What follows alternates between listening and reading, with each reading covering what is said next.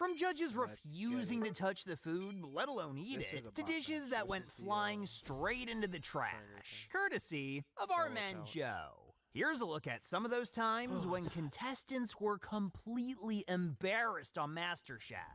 There have been times when Ramsay, against all odds, decided to change the rules of the game. But nobody saw this coming. Tonight, 2 of you will be going home. You couldn't drop a bigger bombshell. I was not expecting that at all. The judges, they're setting the standard up. A double elimination. Yeah, that turned that entire season of MasterChef upside down. Now, I've known Ramsay to make some really wise decisions in the past. And the most important of them all is the one where he decides who's to stay and who's to leave. And this particular challenge from season 10 left everyone stunned. You see, it doesn't take long for the Master Chef to totally shake things up. So what happened is, Michael Silverstein rocked the kitchen all throughout the episode. But things got crazy when Ramsay and the gang decided to do this. Sarah and Noah will clash and go down right away. Alphas, baby. So our final team, Michael, Liz. Scary, right? Bet nobody saw that coming.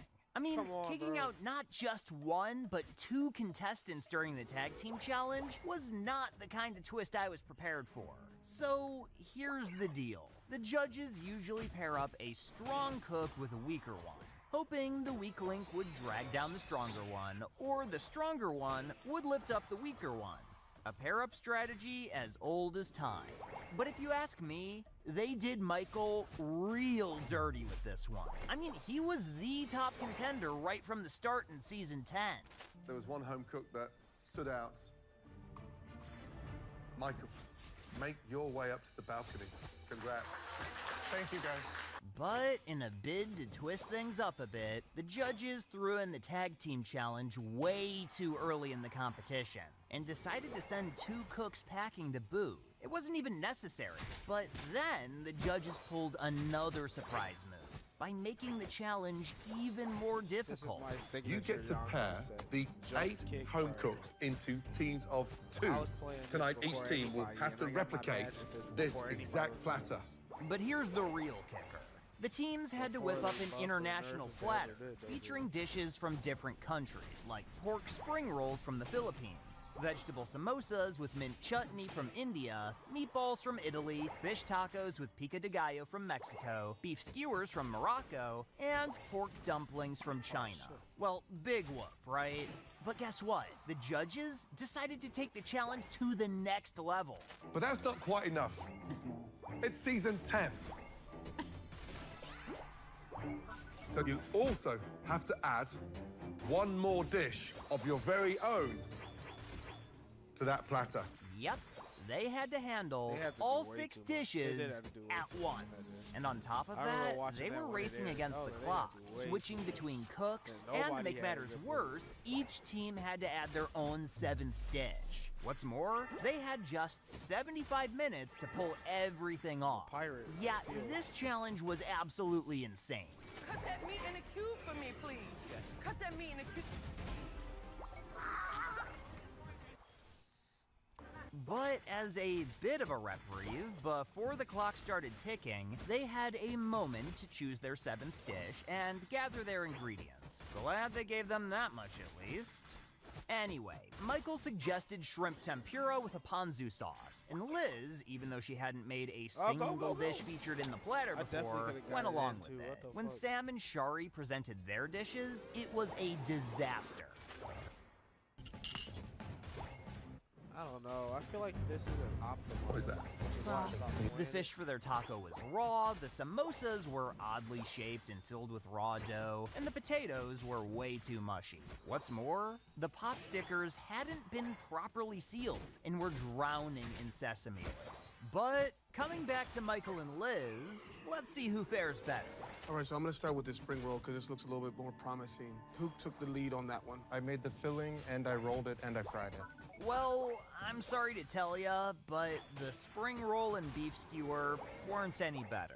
Here's the deal. It's oversaturated with the aromatics. It's really strong. They were overly seasoned, and the meatballs turned out hard and dry. And to top it off, the shrimp tempura, which was supposed to have a homemade ponzu sauce, ended up with a mix of sriracha and soy sauce. The judges were not impressed at all. Joe, bless his heart, even said this. You can't come up here and fake it and put sriracha or just soy sauce in the thing and tell us it's a sauce. Please respect our intelligence and don't bring us crap. It's safe to say that we're looking at a 0 out of 7 situation here. In the end, Sam and Shari somehow managed to scrape by with just enough to avoid elimination, while every dish presented by Michael and Liz had a bunch of problems of their own. Sadly, their lackluster performance sealed their fate, which is why Michael and Liz were sent packing on the same day. Michael and Liz, No! cooked for the last time How'd in the I MasterChef miss kitchen. my stuff, man? Come over here and say goodbye, please. If you ask me, it was so shocking to see Michael, who had shown promise, end up in 15th place due to his inability to work well with Liz. And you know what? He looked pretty frustrated throughout the whole challenge. This has not nearly enough. There's already salt in there. I just think they need a little tiny dust of cumin on the outside. Not too much, it's strong. But hey, that's MasterChef for ya. Unpredictable as it gets. But even the viewers couldn't help but feel sad for Michael. He was a good chef, and he was done real dirty. Though, fortunately for him, that wasn't the end of his MasterChef journey. He got another shot and back to win, where he had the chance to compete once again, and what a comeback he made. Well, he didn't take the top prize. Top 3 ain't bad. You see, Michael had the skills to go far in the competition, and this time, he came back to prove it. Glad they saw how they did him earlier and brought him back for another shot. And there was yet another silver lining. The experience opened doors to a bunch of new opportunities for him in the culinary world. Though, coming back to the concept of double elimination team challenges, this little twist in the show's format hasn't been real popular. A ton of fans have called for the showrunners to ditch the double elimination team challenges entirely. They pointed out how most of the time, someone ends up getting the short end of the stick, and Michael's exit was a prime example of that. Anyway, sticking with the topic of unexpected eliminations a bit longer, here's Ramsey's take on that. Man, that's delicious. It reaffirms that you left this competition last time round way too prematurely because that is finale worthy. And in this next episode, Ramsey was at a crossroads once again. He had to make a decision and give someone the boot. But what he decided to do instead was unbelievable. Was also delicious. Congratulations, upstairs. Yeah, turns out there was going to be no elimination. So what happened is the blue team had lost the team challenge, and this put them in a tight spot. They had to face the pressure test, which was described as the hardest in MasterChef history. Any guesses what they'd need to face? Well, they had to make a cheese souffle in just 90 minutes. What's more, the home cooks had to make as many as they could, but could only present the best to the judges. If the pressure from the challenge wasn't already intense enough, the tension brewing between Christian and Jennifer didn't do them any favors. You're gonna have a kid that's not gonna like it. They're never even gonna know it's in there if it's shaved. But it's Done no it. flavor. Okay, I had my 5-year-old nephew, and let me tell you something. The kid doesn't eat, and he would eat that. Talk about a clash of egos. Anyway, Christian was the first to present his souffle, and it looked and smelled great, but was it gonna impress?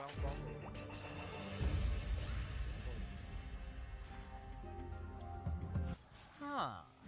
That's strange. Well, up next, Adrian and Jennifer followed up. But again, no comments from the judges. This was followed by Derek, who took the risk of making 2 batches, serving his souffle right at the end of the 90th minute. And once again, the judges kept their opinions to themselves. But don't let their silence fool you. They were making some big decisions, first of which was declaring Jennifer and Derek safe. And surprisingly, Adrian's souffles turned out delicious too. So he was safe, leaving Christian standing all by himself. Christian. So where does that leave him now? Is he done for? Well, this is when Ramsey altered a rule for that evening alone. Was also delicious. Congratulations. It was a twist that left everyone wondering what would happen next. Would 2 competitors be sent home in the following episode? Well, the suspense was definitely building, I'll tell you that much. But this wasn't the only time all of the contestants were spared. Take, for example, Season 9, where everyone made flawless heart-themed dishes, no mistakes to speak of. Bowen certainly had a twist of fate in his favor by winning the Mystery Box Challenge. However, his advantage came with a unique twist. While he had the power to choose the protein for the Elimination Challenge, all the options were the hearts of different meats: duck, tuna, lamb, beef. And they also threw in artichoke. You know, for good measure.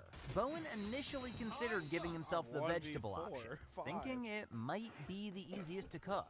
Little did he know about the secret catch. The judges believed that artichoke was best suited for Mediterranean dishes and couldn't be used in an Asian fusion creation, which they assumed Bowen had planned for.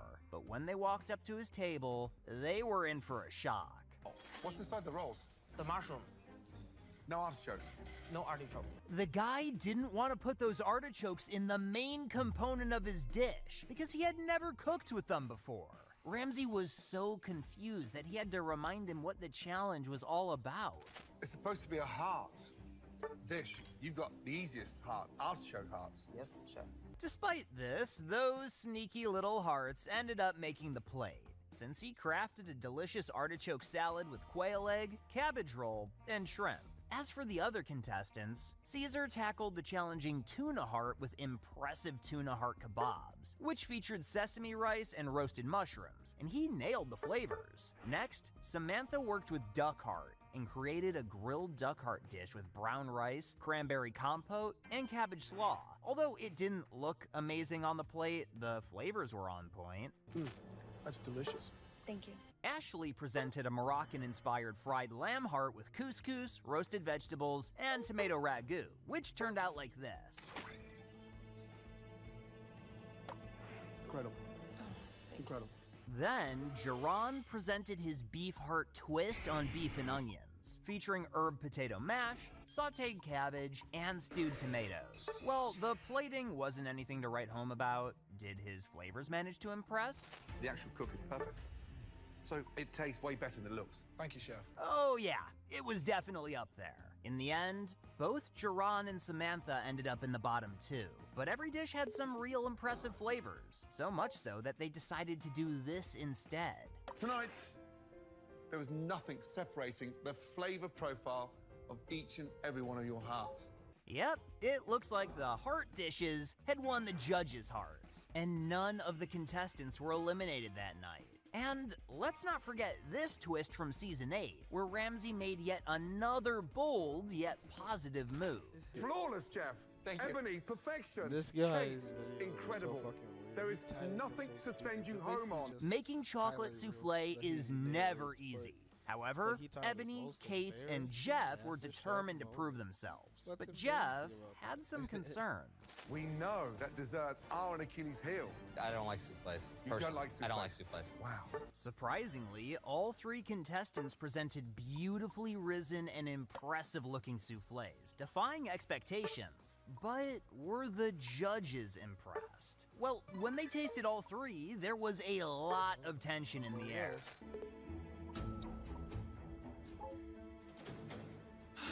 Ramsey didn't say a word after tasting Jeff's dessert. Aaron didn't provide much feedback after Ebony's, and Christina had a funny expression after trying Kate's. Like, come on, what were we supposed to make of that? But that's when the judges finally spilled the beans. We have never, ever come to a decision. We are picking the team captains. If that wasn't enough, the judges decided to throw another curveball. Tonight, you're cooking with their product. Now, that's more like it. I mean, cooking with local ingredients can be a bit limiting creatively, but the contestants were up for the challenge. Speaking of the challenge, each team received a big box filled with identical contents, and 90 minutes on the clock. The diners, who brought the ingredients to the challenge in the first place, would then vote after tasting both teams' creations. Standard MasterChef team competition stuff so far. But what wasn't standard was how the judges started placing bets. Aaron threw in his lot with the red team, thanks in no small part to what Adam had going on. On the other hand, Ramsey bet on the blue team, considering Caitlyn had a lot of potential.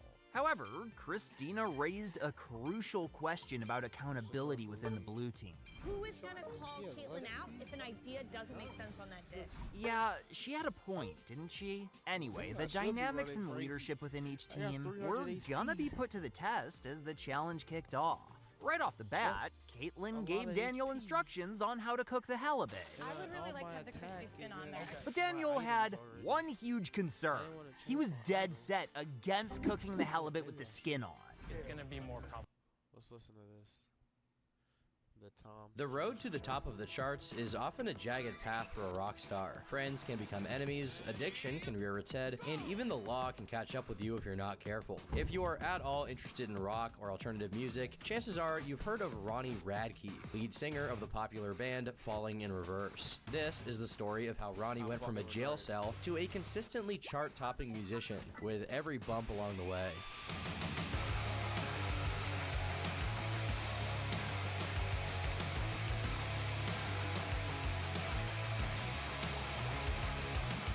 We all got roads we have to travel down, and we all have things we have to learn about. But today, you're going to learn a little bit about me.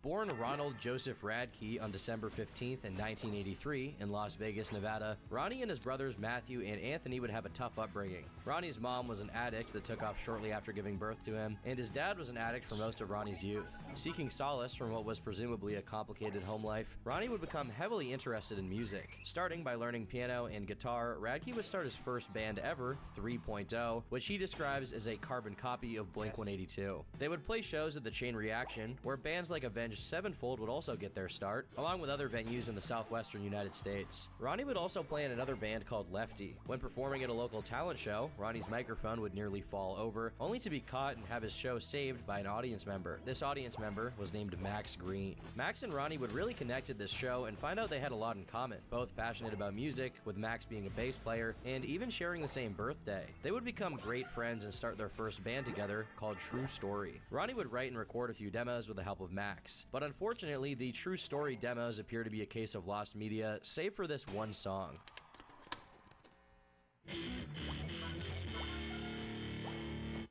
In 2004, Max and Ronnie would come into contact with Brian Monty Money, who at the time was looking for a singer. Robert Ortiz would join shortly after on drums, with Omar Espinoza on guitar and Carson Allen on keyboards, finishing off the founding lineup of Escape the Fate. The band recorded their first self-titled EP, featuring an early version of Not Good Enough for the Truth and Cliché with a video, which would become a legendary emo anthem with hundreds of millions of plays up to today. My Chemical Romance was perhaps the most talked about rock band around the time Escape the Fate would be formed. And at the time, MCR was running a contest with a local Vegas radio station with a grand prize of an opening slot on Alkaline Trio's upcoming tour. Escape the Fate would take their chance on this contest, and it would pay off greatly. They won, giving them the exposure they really needed to catch the eye of Brett Gurewitz, who worked for an independent record label called Epitaph. Brett signed them to his label, and work began on a 5-song EP titled There's No Sympathy for the Dead, and it wasn't long before they got to work on their debut full-length album, Dying Is Your Latest Fashion. Despite mediocre reviews from critics, this album actually landed on Billboard charts, number 12 on Heat Seekers and 19 on independent albums. It would sell 4,100 copies in the first week of release, and according to drummer Robert Ortiz, at the time, it was the fastest selling release for Epitaph in first week sales. Dying Is Your Latest Fashion would go on to sell over 150,000 copies in 5 years of being out. Impressive numbers for a debut record, not to mention they were a new band and freshly signed. This record would be Ronnie's first collaboration with producer Michael Elvis Basquette, who he went on to work with a lot in the future. Songs like Not Good Enough for the Truth and Cliché and Situations came out with professionally shot videos which have amassed 100 million views on YouTube. Situations show the band clad in teased emo hair and covered in tattoos. In the video itself, they take over a high school, causing mayhem, and then ending playing their song in a cafeteria with strippers and onlooking students. This was Ronnie's first chance to really show the world that he was a truly unique character, armed with a unique and very recognizable voice and even a sense of humor. While the band's start had been nothing but incredibly successful, Ronnie began to show his proclivity to get into trouble. Around this time, he would appear on the show LA Inc., trolling the entire production. Ronnie walked in visibly intoxicated, requesting a tattoo for a memorial of his pet Clydesdale, which died when he was 5 from choking on pizza. He later told fans this was a huge joke, but still got a tattoo of the horse, named Butternuts, permanently on his leg. While this in and of itself is pretty funny, many speculated that Ronnie had a drug problem, and it wouldn't be long before his habits would start to get out of hand. He spent a short time in jail for excessive traffic tickets, and as a result, Brett would entrust Ronnie's best friend and bass player, Max Green, with immediately taking Ronnie to rehab. Ronnie was at risk of losing his position as the singer of his band.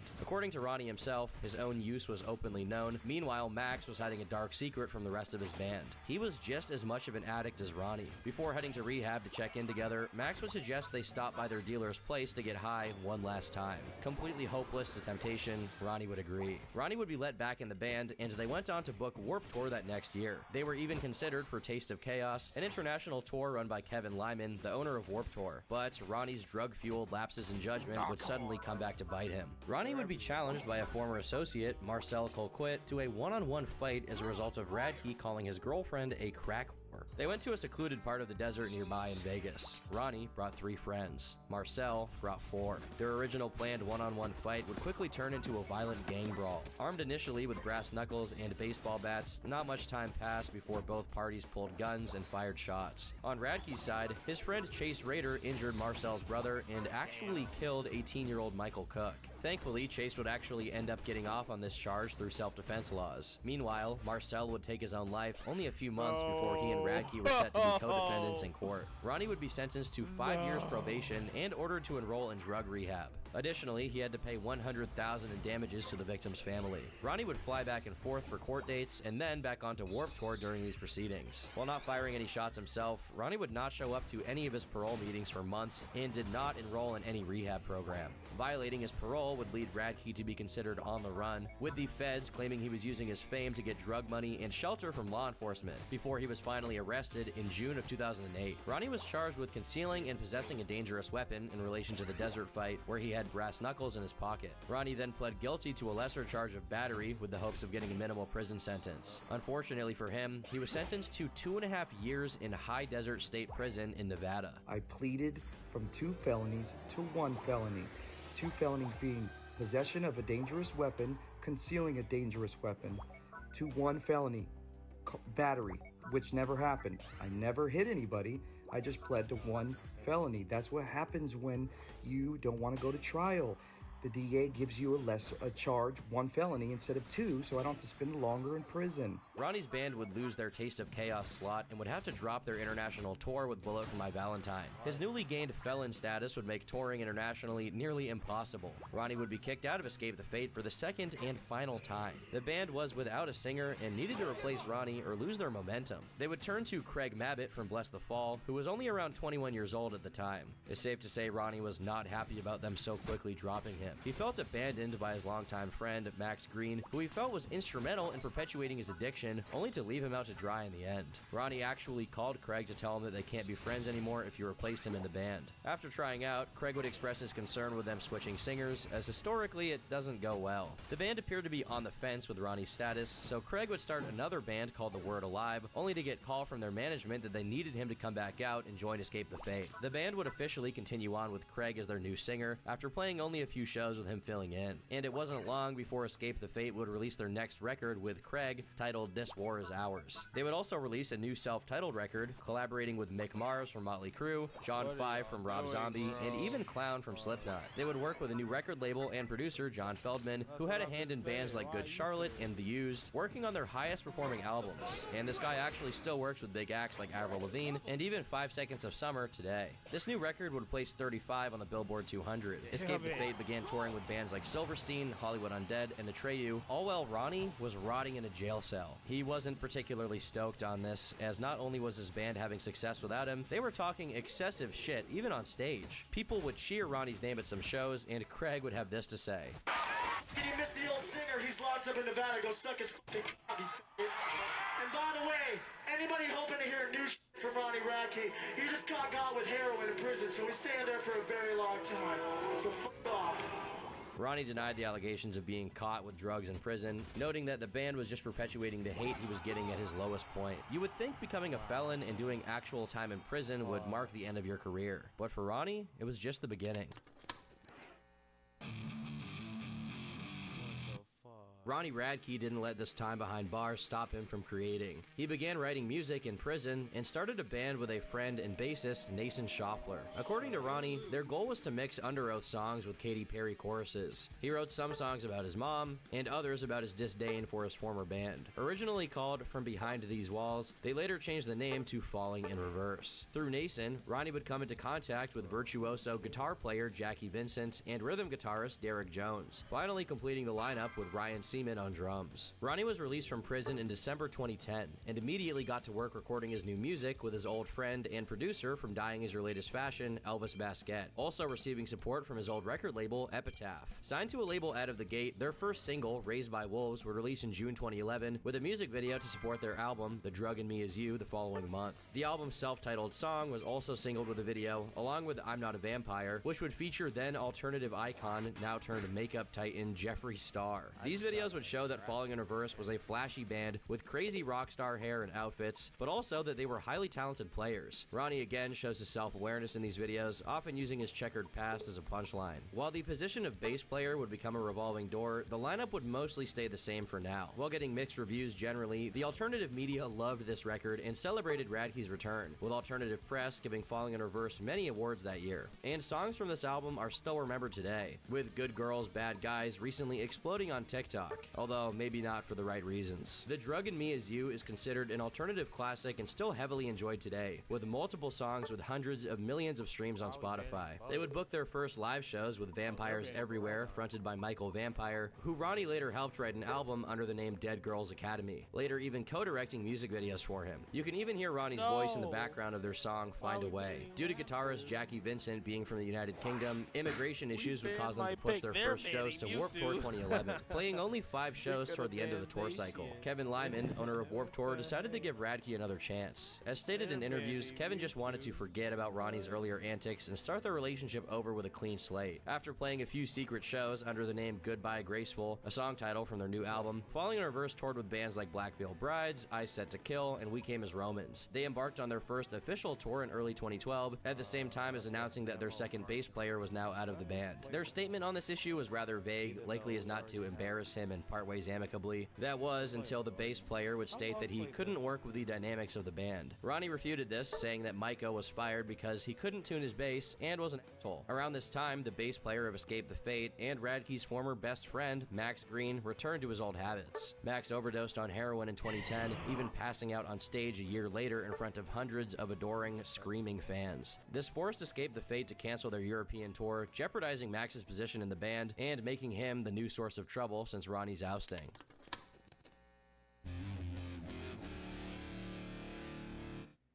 Unfortunately, Ronnie's triumphant return was suddenly shaken by, yet again, the law. In 2012, Ronnie got arrested for not showing up to court hearings regarding his ex-girlfriend, who made allegations against him of domestic abuse. Sally Watts claimed Radke pulled her hair, shoved her face in the ground, and gave her a black eye, even posting a photo online. He was released on bail for $30,000 and pled no contest to a lesser charge of disturbing the peace. The charges were then dropped. It's important to note that Ronnie did not plead to anything related to physically harming Sally, being indicative that there was likely not enough evidence to convict him. Detractors would look back to the song Pick Up the Phone, which clearly describes a physically abusive relationship, as evidence of his guilt, despite there never being a conviction. Meanwhile, his defenders would say, Ronnie would never do that! He's a good guy! It's hard to say what actually happened here. You basically either have to believe Sally or believe Ronnie, and I think we all know what Sally thinks. In September of that same year, Ronnie would get himself into additional legal trouble. While performing at a metal festival at Six Flags, Ronnie would throw multiple mic stands into the audience, injuring one man and hitting one 16-year-old girl in the head. The wound was serious enough to require stitches. Radke was charged with simple assault and aggravated assault. He was then released on $25,000 bail, and he actually apologized for these actions profusely, claiming he never meant to hurt anyone and was just being stupid.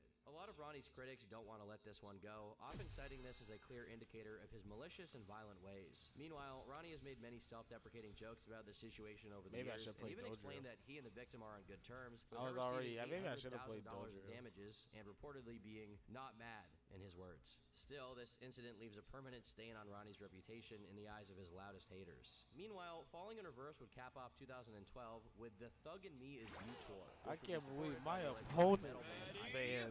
After less than a week on the road, Ronnie would kick them off the tour for being caught by police with psychedelic drugs in their van. They allege it was only a little weed and that the whole situation had been blown out of proportion. At the time, Ronnie was very serious about his sobriety, likely not wanting to return to his old ways and end up back in a cell. Icy Stars would beg Ronnie to be allowed back on the tour, even proposing that they play for free, giving Radke their pay for each concert they did. According to Icy Stars, in a statement from their label, Sumerian Records, Ronnie would agree to the proposition, having the band sign non-disclosure agreements regarding their arrangement. Icy Stars would then claim their deal to be predatory and comparable to theft, despite them being the party to bring the offer to the table. Ronnie would kick Icy Stars off the tour for the second and final time, claiming the band was very unprofessional, constantly late, and generally a headache for all of the tour crew. They were very young at the time, the singer Devin Oliver being only 20 years old, but they still had experience touring, and it's very possible that Ronnie's claims would have contributed to their removal. He seemed to have a very low tolerance for any kind of drug use or partying or laziness. This dispute would become very public, and it caused a series of emo diss tracks to be released, which is our first glimpse of Ronnie's rapping,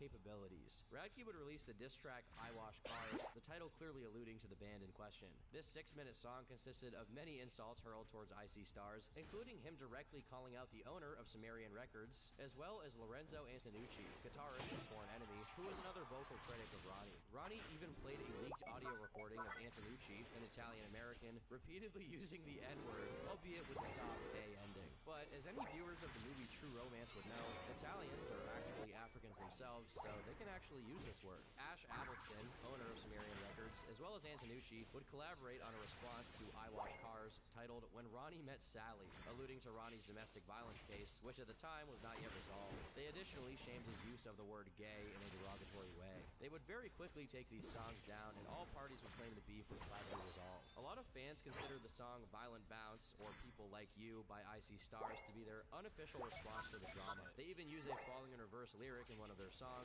saying all it took was a spark, in reference to all it takes is a spark to ignite my bad intentions, which is a lyric from the first Falling in Reverse song. Max Green claimed to have left Escape the Fate over musical differences. However, we would later learn that it was actually over his spiraling addiction.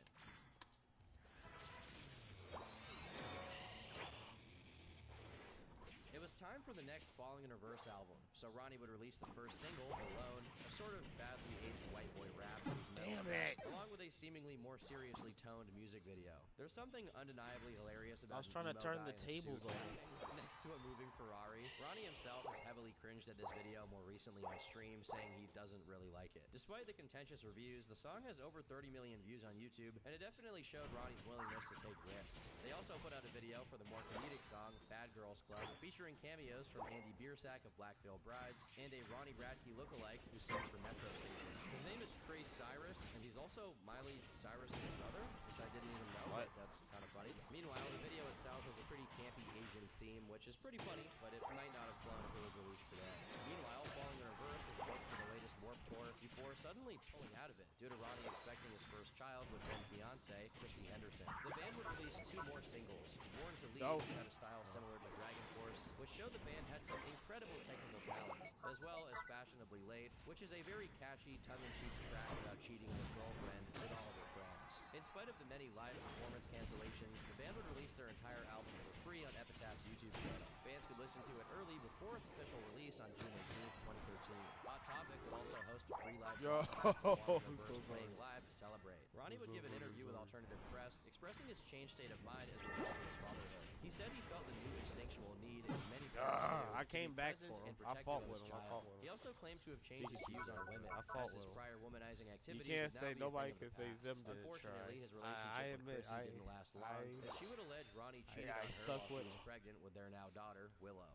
Meanwhile, tragedy would strike Ronnie's family on August 10th of 2013. Ronnie's older brother, Anthony, an avid motorcyclist, would be killed in an accident. Ronnie made some posts grieving the loss of his beloved brother, saying he was heartbroken and that it didn't seem real. Ronnie would also release a song called Brother, detailing the events and his feelings surrounding them. He revealed that he felt partially responsible for the accident, as Anthony had called Ronnie shortly before his death, and maybe Ronnie not answering on the road in the first place, going towards his younger brother's house.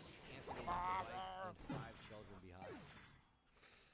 3v1. So taking 2013 was a pretty hectic year for Ronnie. Luckily, it would end on a more positive note. To everyone's surprise, Ronnie and Craig Mabbitt, singer of Escape the Fate, did an interview together where they announced that they were ready to put the past behind them and make up for good. Titled the Bury the Hatchet Tour, alluding to the releasing of their debut, the duo announced the first tour to feature both Falling in Reverse and Escape the Fate. This was a big shock to onlookers, who considered the band's mortal enemies. Additionally, the former mortal enemies announced that Max Green was back in Escape the Fate, encouraged by Ronnie to get clean. The fans obviously loved this, providing a once-in-a-lifetime chance to see them all perform each other's songs. Both singers shared the stage and sang some of each other's songs. For a change, a wholesome story came out. A nice contrast for fans who were potentially sick of the usual negative associations surrounding the bands. Although this interview was intense and at times blatantly uncomfortable, we finally got to hear details from both sides regarding all of their drama. It's around this time Ronnie also announced his mixtape, Watch Me. He would hype up this mixtape in an interview, saying that every song will have a feature from people from the alternative scene and beyond, including Craig Mabbitt. Ronnie released some songs through his YouTube channel, putting out the entire record in December 2013. However, 3 tracks still don't have official releases. Radke occasionally has leaked parts and full versions of these songs on his Twitch stream, usually cringing along the way. And it appears that unfortunately this mixtape was wiped from streaming services, with only archived re-uploads existing today. But that doesn't mean it's forgotten. Pretty recently, a music review YouTuber by the name of Brad Jason Music would go viral for reviewing this mixtape, along with a lot of full Falling in Reverse records, being very harsh with his criticism of Radke. So he's saying that, like, he'll go back to prison, he doesn't give a shit. If you talk shit, he'll hit you in your lip, but, you know, about the haters. Now he's talking about how music sounds the same, you can't be a free artist. What is happening? Ronnie, of course, didn't take this lying down and would respond accordingly.